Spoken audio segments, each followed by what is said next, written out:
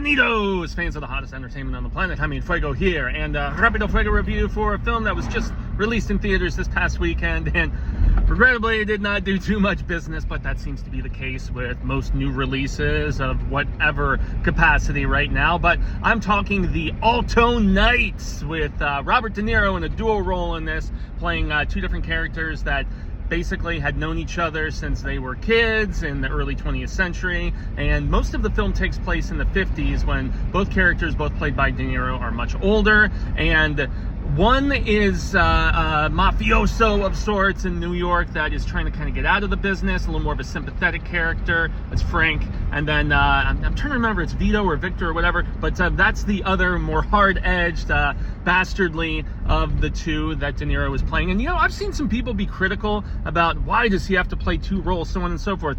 Why does Michael B. Jordan have to play two roles in this Sinners movie, which I also think looks awesome?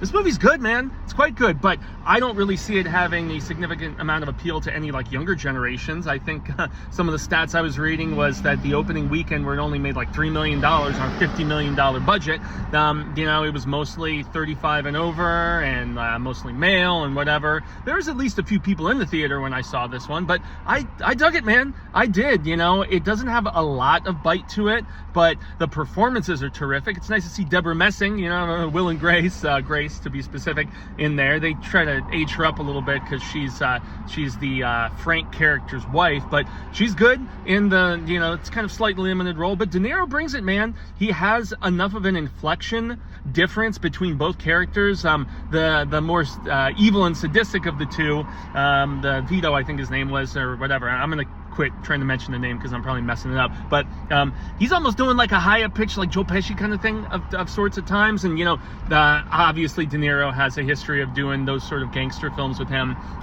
Barry Levinson does a really great job directing this too, man, recreating this particular period of history. It intersperses like some black and white television footage, and there's a lot of newspaper clippings and stuff. It's all edited together by him and his team very well.